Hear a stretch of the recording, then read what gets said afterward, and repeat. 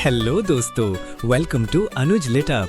आज हम पढ़ने वाले हैं क्लास 12th की एक बहुत ही मजेदार स्टोरी, द टाइगर किंग। तो चलिए शुरू करते हैं प्रतिबंधपुरम नाम के एक राज्य से, जहां एक राजकुमार का जन्म होता है।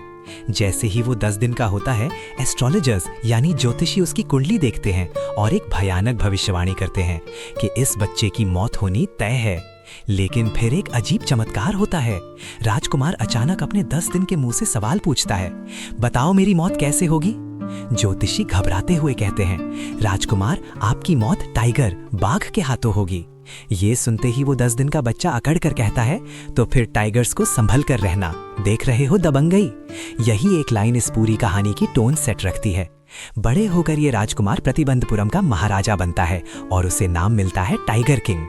राज्य में उस प्रोफेसी के बारे में लोग बातें करना शुरू कर देते हैं। अब वो भविष्यवाणी को झूठा साबित करने पर तुल जाता है। उसका अभिमान चरम पर होता है। वो सोचता है, मैं फेट यानी भाग्य को भी चुनौती दे सकता हूँ। वो राज्य में आदेश जारी कर देता है कि राजा के अलावा किसी और ने बाघ का शिकार किया तो उसकी सारी संपत्ति जब्त कर ली जाएगी। और वो ऐलान करता है, मैं बाघ मारूंगा तभी मानूंगा कि भविष्यवाणी झूठी हुई। दोस्तों, टाइगर किंग अपने पहले टाइगर को मारकर उसे उस एस्ट्रोलॉजर के पास लेकर जाता है। बट कहानी में ट्विस्ट। एस्ट्रोलॉजर ने यह भी कहा, महाराज आप इस तरह 99 बाघ तो मार लेंगे, लेकिन 100वें टाइगर से बचकर निकलिएगा। यानी असली खतरा उस 100वें टाइगर से है। लेकिन हमारे राजा को अपनी ताकत पर इतना घमंड है कि उसे इस चेतावनी की कोई परवाह नहीं। अब कहानी में एक नया मोड़ आता है। एक बड़े अंग्रेज अफसर का तबादला होता है और वो महाराजा से मिलने आता है। अंग्रेज साहब को भी शिकार का शौक है। वो कहते हैं, मैं तुम्हारे जंगल में टाइगर्स का शिकार करना चाहता हूँ और मारे हुए बाघ के साथ फोटो भी खिंचवानी है। महाराजा के पसीने छूट जाते हैं क्योंकि वो खुद बाघ बचा कर रखे हुए हैं। वो बड़ी चालाकी से कहते हैं, साहब सुअर का शिकार कर लीजिए, चूहे का शिकार कर लीजिए, मच्छर का भी शिकार कर लीजिए, लेकिन बाघ का शिकार नामुमकिन है। उन्होंने अंग्रेज को साफ मना कर दिया, लेकिन अंग्रेज साहब को मनाना इतना आसान नहीं था। महाराजा को लगा कि अब उसकी गद्दी खतरे में है, तो वो और उसका दीवान एक प्लान बनाते हैं। वो अंग्रेज अफसर की पत्नी के पास 50 महंगे हीरे की अंगूठियां भेजता है, इस उम्मीद में कि वो 1-2 रख लेगी और बाकी लौटा देगी। लेकिन वो साहब की पत्नी तो बड़ी लालची निकली। उसने सारी की सारी अंगूठियां रख लीं और महाराजा को 3 लाख रुपए का चूना लग गया। हाँ, गद्दी तो बच गई, लेकिन कीमत चुकानी पड़ी। अब महाराजा ने टाइगर्स मारने शुरू किए। 70, 75, 80 बाघ, बस कुछ टाइगर्स और मारने थे।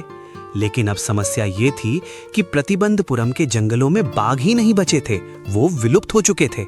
महाराजा गुस्से में पूछता है, बाघ कहाँ है? वन अधिकारी कांपते हुए कहते हैं, महाराज वे खत्म हो गए।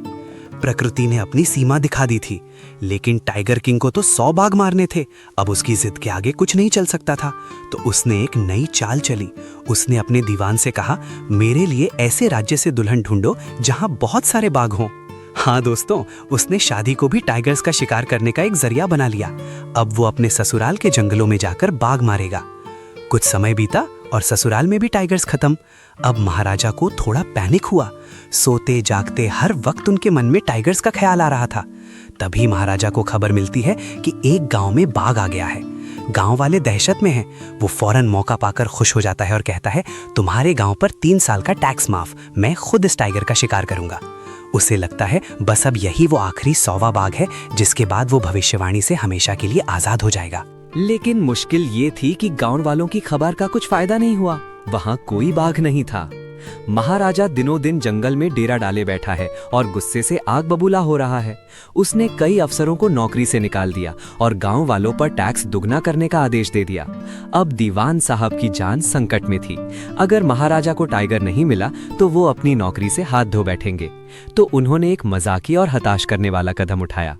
उन्होंने सोचा, मैं तो बर्बाद ही हो जाऊंगा, चलो मद्रास के पीपल्स पार्क से एक बूढ़ा बाघ मंगवाता हूँ। दीवान ने आधी रात को चुपके से अपनी बीवी की हेल्प से उस बूढ़े बाघ को गाड़ी में डालकर जंगल में छोड़ दिया। सुबह महाराजा ने देखा टाइगर। बिना निशाना लगाए उसने गोली चला दी। बूढ़ा टाइगर गिर पड़ा। महाराजा खुशी से झूम उठा। आखिरकार 100वां टाइगर मार ही डाला। लेकिन सच्चाई कुछ और ही थी। महाराजा की गोली टाइगर को लगी ही नहीं थी। गोली की आवाज से डरकर बूढ़ा टाइगर बेहोश हो गया था। गांव वाले और शिकारी दल के लोग घबरा गए। वे आपस में कहते हैं, अगर महाराजा को पता चल गया कि बाघ नहीं मरा तो हमारी नौकरी चली जाएगी। उन्होंने चुपके से उस बेहोश बाघ को मार डाला ताकि राजा को सच का पता ना चले। महाराजा को लगा उसने भविष्यवाणी को हरा दिया है। उसने धूमधाम से उस टाइगर को राजधानी लाने का आदेश दिया। उसकी शान में एक स्मारक बनवाया गया जिस पर लिखा था, यहाँ 100वां टाइगर दफन है जिसे वीर टाइगर किंग ने मात दी। उसे लगा अब वो आजाद है। फिर एक दिन उसके बेटे के तीसरे जन्मदिन पर बाजार से एक लकड़ी का खिलौना बाघ खरीदा गया। दुकानदार ने सोचा, राजा है, ज्यादा दाम बताता हूँ। वो असल में 2 आने का था, लेकिन उसने 300 रुपए बता दिए। एक आम दिन, एक आम सा खिलौना। महाराजा अपने बेटे के साथ वो लकड़ी का बाघ लेकर खेल रहे थे। उस खिलौने में एक छोटा सा कांटा निकला हुआ था। वो कांटा महाराजा के हाथ में चुभ गया। उन्होंने इसे अनदेखा कर दिया, लेकिन धीरे धीरे वो जख्म गंदा हो गया, पस भर गया और पूरी बाह में फैल गया।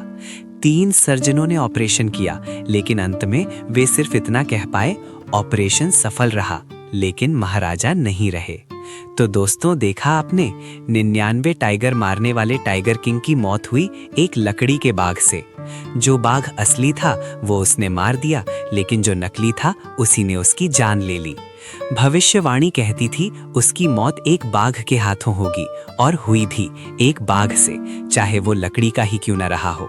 ये कहानी हमें सिखाती है कि अहंकार और प्रकृति के साथ खिलवाड़ करने वालों का अंत बुरा ही होता है। फेट को कोई नहीं बदल सकता। तो दोस्तों, ये थी द टाइगर किंग की कहानी। कैसी लगी ये फन और एडवेंचरस कहानी कमेंट में जरूर बताइए। और हाँ, अनुज लिटअप को सब्सक्राइब करना मत भूलिएगा, क्योंकि यहाँ लिटरेचर है दिल की बात।